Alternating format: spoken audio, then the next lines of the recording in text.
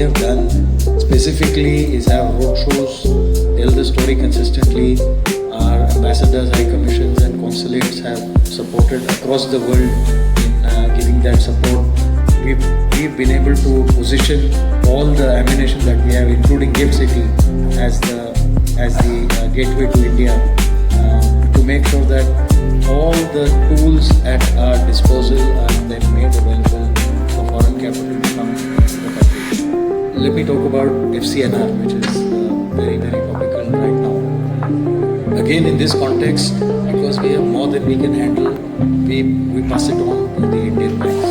In fact, because we have more than what we can handle, we lend to the Indian banks so that they can leverage their FCNR deposits and bring in more FCNR to the country. If you look at foreign currency bonds that have happened in the recent past, again, I think almost everyone has been facilitated by foreign banks. So a very pivotal role and very critical. I think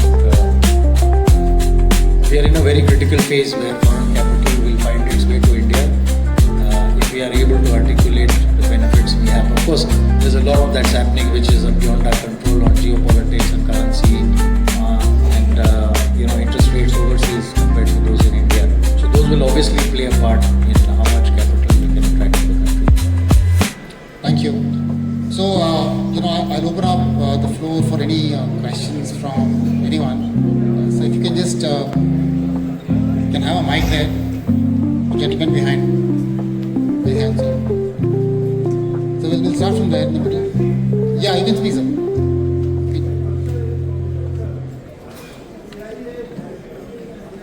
I think we'll need a mic. We can't hear you. Are there mics in the... Can you have a mic?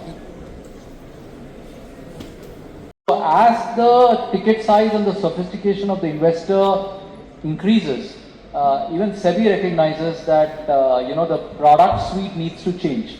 So it's very important for I'm sure everybody in the audience and all of us to be very cognizant of that, and how do we add intellectual value to the client. And third, that I've always found differentiates the best from the rest is how are you able to take pole position on innovation, right? Innovation I would put on the way the RM interfaces. It can't be let's say from 25 years ago you come with a thick paper booklet to get customers to experience a product. It's increasingly a very strong digital wave. I'm glad that Adil is there. I mean, he's an old friend, and Bank Bazaar has been a pioneer in some of the digital journeys that the industry scripted. We've partnered with them in the past. So I think whether it is in onboarding, whether it is in the product selection, whether it is in making sure that the relationship is continuously harnessed, innovation plays a big role. So I would say these three I's of integrity, intellect and innovation, all stakeholders, whether it is tech partners, whether it is bankers, independent wealth managers, whoever is able to do a better job ends up winning customers, mind share and let's say heart share. And that becomes a powerful lever for growing AUM, which is finally the metric that generates the net present value of any firm. So that's the way I would describe it. Yeah, Satish, I think very aptly put in terms of integrity, intellect, and innovation, because the customer is expecting trust.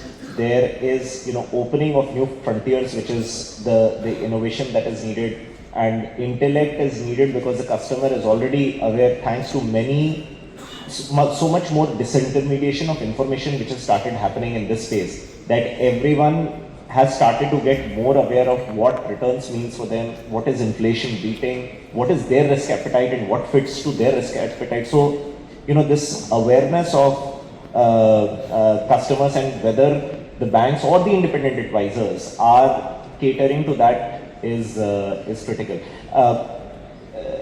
Aditya, maybe wanting to touch another aspect of trust with you. And this is interesting. I'm sure many bankers, wealth bankers, will associate it with this conundrum of, there is an RM who is the interface with the customer, and then there is an institution sitting behind the RM. how does the trust percolate? Is the trust with the RM? Is the trust with the institution? What is your experience in this? It's a very fair question, and I really like the 3I framework that Satish put out. So that actually is the fundamental and the core. But directly addressing the point you make, Mayank, the RM and the institution are not divorced from each other. So the RM, the relationship manager, really owns the relationship per se, and the institution, which stands behind the RM, really brings forward the entire client value proposition and the entire suite of products, including banking. And then if you were to move that forward, really over decades, the normal consumer really looks at, now doesn't ask the question, do I trust the bank? But now what banks have to do is to have processes, platforms, and RM expertise who are appropriately skilled to be able to make that transition from where the client is comfortable saying, I trust this bank and I trust the recommendation being given by the bank or the advice being given by the bank for a certain wealth thing.